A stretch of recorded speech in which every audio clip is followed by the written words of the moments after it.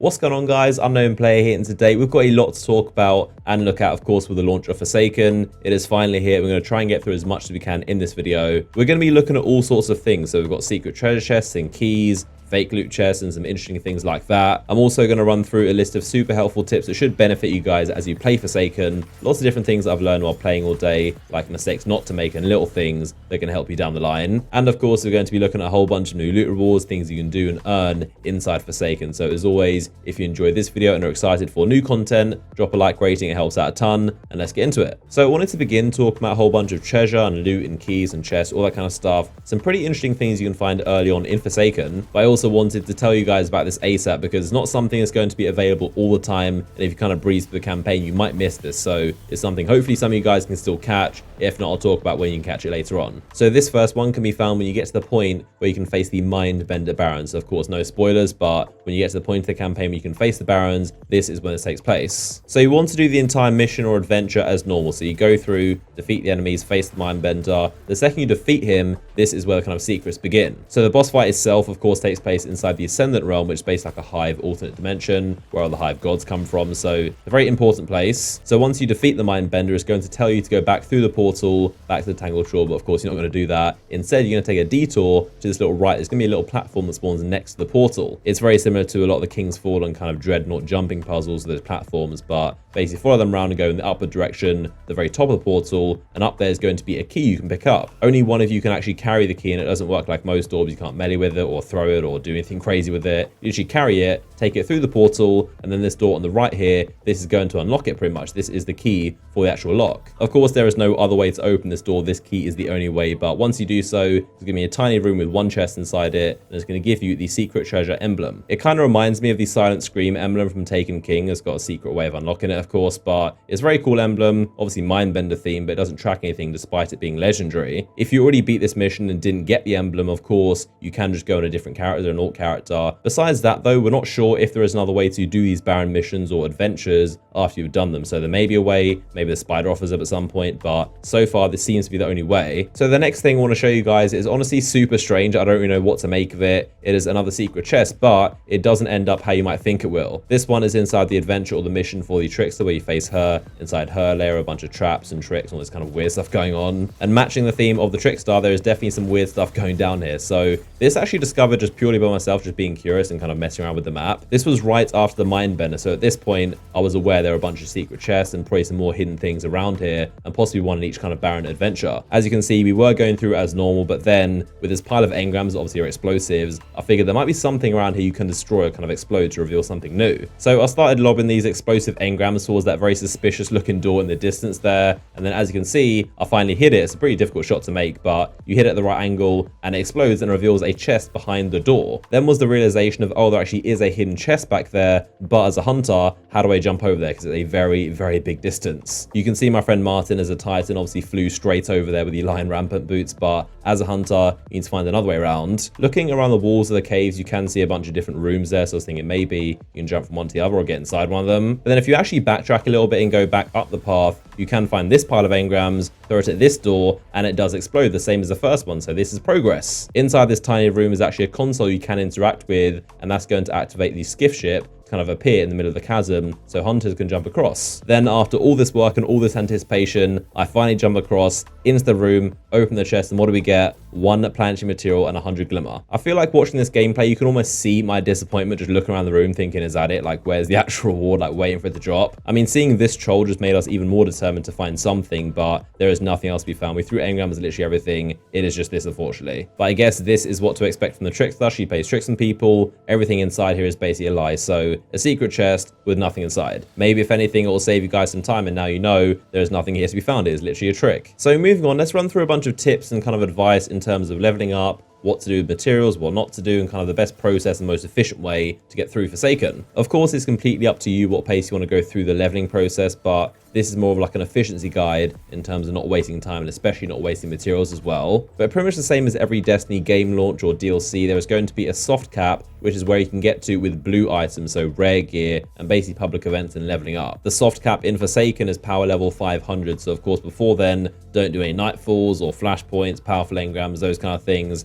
milestones, those are to be saved until after. I know when you start off, it does seem like 500 is like a really high level and it's going to take a while to get to, but honestly, it's really, really quick. At a certain point, you kind of speed through and every public event gives you blues at like 20 to 30 levels above you. I think the campaign is really well structured because it encourages you to kind of explore, patrol, do public events, which you should be doing a lot. That's again your best way to level up. Nothing is really changed, so do as many public events as you can, get high level, and eventually again you'll hit that soft cap of 500. Also during this phase, do not infuse anything. It is a waste of time unless it's like one thing you really need or really want to use, but most of the time it is a waste of materials. Just pretty much ignore what your character looks like. Everyone's is super ugly, so just throw in everything you get. Weapons too. Again, it might be difficult to use, but just use anything as a high level basically. You get used to using these trash blue weapons with like 1 perk and no stability, but eventually when you upgrade to legendary and exotic, it feels so much better. I think it's a lot more fun. As far as materials and currencies and consumables go, I always say don't ever sit on 100k glimmer, but now in Forsaken there's actually a really cool way to spend that, and that is the spider. He has a bunch of stuff you can spend it on, so always make sure you're never at 100k. Buy the planetary materials or legendary shards, masterwork cores, all that kind of stuff. Something else material wise is make sure you grab every single red leaf you see in the Tangled Shore.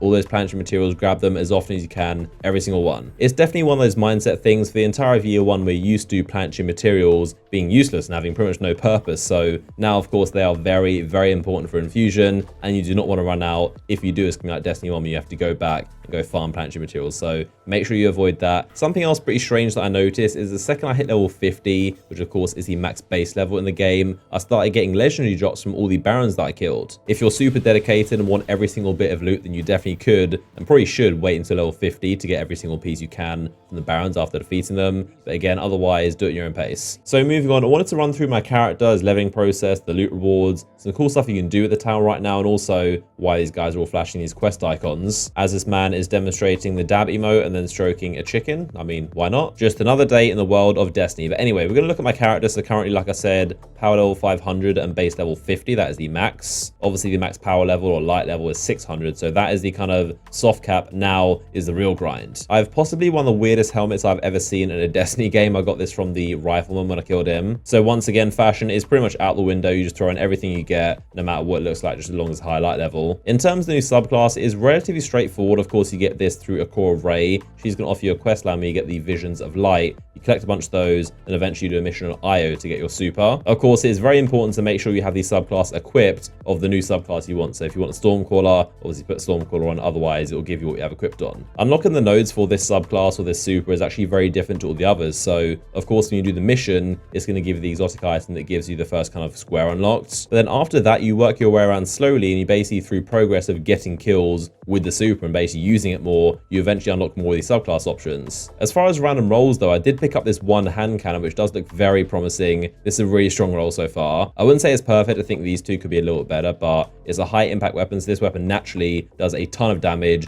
but the downside is it reloads really, really slowly. And this is why I've always been a fan of random rolls, but with Outlaw, you can get rid of the entire reload thing and now it becomes a different weapon pretty much. Obviously, Outlaw is amazing on any hand cannon. It feels amazing, but couple that with Kill Clip, you take a high damage weapon that does even more damage, reloads fast, you basically cycle the two perks between each other. On the topic of random rolls, and something pretty interesting I can show you guys from Lord Shax over here, is the packages. So of course, as I've covered, if you have a Redrix's Claymore in Season 3, you can now get a broadsword for free, just going up to, well, not for free, but you can go up to Shax and buy a package and get it without doing the quest line. If you didn't get a Claymore, then of course you will have to go do the massive quest line. That's just kind of how it works. But if you've got a Claymore, you have to shortcut it. One thing I've noticed is that the pool for perks you can get in the random rolls is definitely pretty small, and there's mostly good perks in there. So honestly, there's not that many trash rolls. Gone are the days of Guerrilla Fighter and Grave Robber and just all the trash you just always hate to see. It's a pretty kind of like solid loot pool now. There's still some very average perks like auto-loading holster and Zen Moment's not too good, but you can get better rolls. There are also just super strange rolls you can get, like Rangefinder on a grenade launcher, which makes zero sense to me. I've also seen Rampage on a grenade launcher, which is pretty weird, but you can get just a lot of weird combinations. So you got a broadsword here with ricochet rounds and high caliber. This is a pretty strong roll. Obviously, these are the main random perks you can get. Also, this is the emblem you get for getting a Claymore in Season 3. It tracks your pulse rifle kills. This is a pretty interesting roll that I got. It's got extended mag, which increased it to 36 from 27. So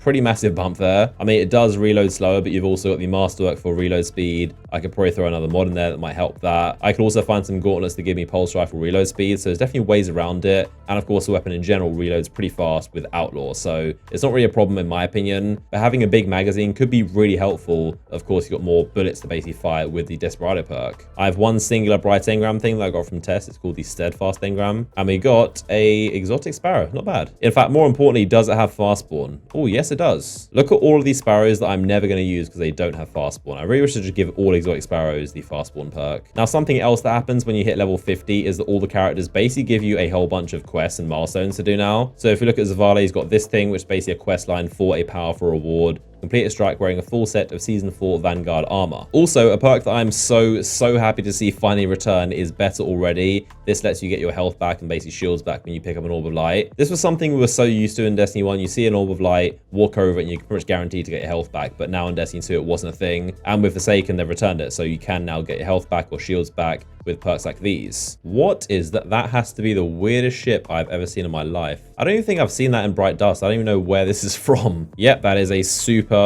weird looking ship. I believe the Cryptarch also has, yep, an engram. It's a prime engram. Again, if you're really trying to maximize, you should wait for opening these, but I'm just going to do it because I'm impatient. This is that really weird gas mask helmet from Dark Below from Destiny 1. So yeah, I think that's going to do it for the video. Of course, hopefully you're all enjoying Forsaken. Hopefully you enjoyed this video as well. If you did, a like rating down below helps out a ton. Like I said, we're just beginning. We've got so many more videos on the way to this channel. Of course, make sure you are subscribed if you're not already to not miss out. You can follow my Instagram and Twitter down below in the description to keep up to date with me. Click this image to watch another video. But as always, I appreciate you guys and I'll see you all in the next one.